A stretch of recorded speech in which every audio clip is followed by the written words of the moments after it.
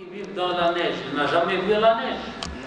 Il ne parle pas de choses qui existent en Afrique. Lui, il est venu en Afrique. Il a vu des choses, de nouvelles choses. Alors, il a dit, voilà, j'ajoute ces choses parce que mon professeur n'a pas vu ces choses et moi, j'ai vu. Alors, il a fait un autre livre. Et son Imam Ahmed était un collègue de lecture, d'éducation, et puisqu'il est petit d'âge, il était l'élève de l'imam Shafi'i.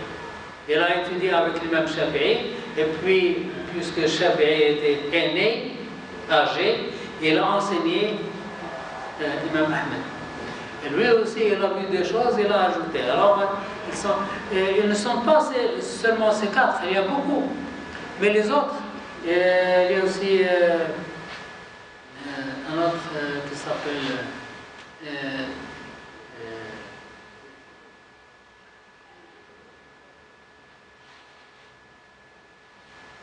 Sufyan Thawri. Sufyan Thawri, lui aussi, avait un madhab. Et d'autres avaient des madhabs, mais les autres madhabs ont disparu. Il reste seulement ces quatre. Il y avait 3 ou 4 autres madhabs qui sont disparus. Le premier, c'était Le premier, c'est Abu Hanifa. C'est l'aîné, le vieux, le plus ancien. Abu Hanifa. Son élève, Imam Malik. Son élève, Imam Shafi'i. Son élève, Imam Ahmed. C'est pourquoi ils sont en cas. Et chaque pays a pris un livre comme guide. Les Malikis, la plupart de l'Afrique est Maliki. Sauf l'Égypte. L'Égypte n'est pas Maliki, l'Égypte est Abu Hanifa. Et le choix de l'un des deux, ça ne dérange pas? Le choix. Le choix? Oui. Il n'y a pas de conflit. Il n'y a pas de conflit entre les imams. Il n'y a pas de conflit. Et même si vous trouvez le livre d'Abu Hanifa ou Shafi'i ou Ahmed et vous l'appliquez, c'est la même chose, c'est l'islam. Il n'y a pas de conflit entre les...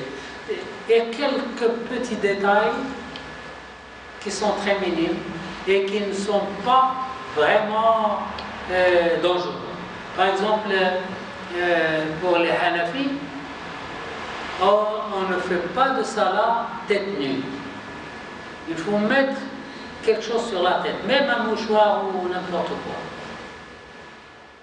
Mais pour les Malikis, il n'y a pas de problème, on fait la salat tête nue. C'est des détails comme ça. Oui, mais c'est-à-dire si c'est problème pour faire la salade avec tête nue, ou bien pour faire la salade avec le chapeau ou quelque chose comme ça. Donc ça peut arriver, c'est comme un problème, un conflit. Ça dépend de la personne. Il peut le faire même de travers.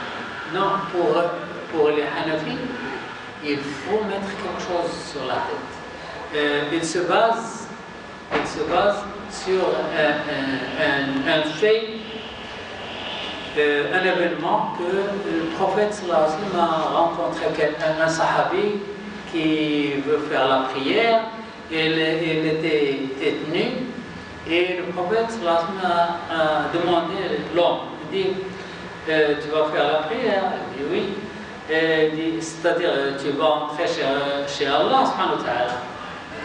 Tu vas te mettre debout devant Allah. Il dit oui. Et lui dit, et si tu vas être debout devant un roi, devant le César, devant un roi de ce monde, qu'est-ce que tu fais? Il lui dit, je mets un chapeau, une casquette ou quelque chose comme sur la tête. Il dit, Allah est meilleur que ce roi. Alors, et même Abu Hanifa,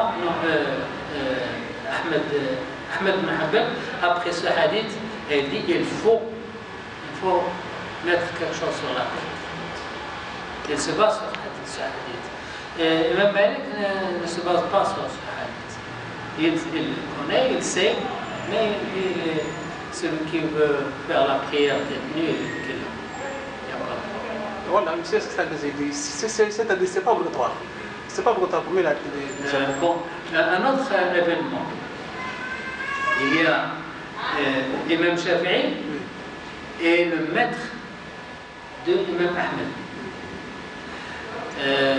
L'imam Ahmed dit que celui qui mange la viande du chameau, il doit refaire les ablutions. L'imam Ahmed. L'imam Shafi'i dit non, si tu manges la viande du chameau, tu n'as pas besoin de refaire les ablutions. Voilà un conflit. Oui. Pas un conflit, mais deux opinions différentes. Et les gens demandent Ahmed ibn Hanbal, qui dit si tu manges la viande du chameau, et tu dois refaire les ablutions. Les gens demandent à Ahmed, si tu rencontres l'imam Shafi'i, qui va être l'imam? Toi ou lui? Il dit, c'est lui, il est mon professeur, c'est lui qui va être imam. Et ils disent, et si lui, il mange la viande du chameau, et il n'a pas refait les ablutions, qu'est-ce que tu fais? Tu fais la salat derrière avec lui? Il dit oui, et je fais la salat.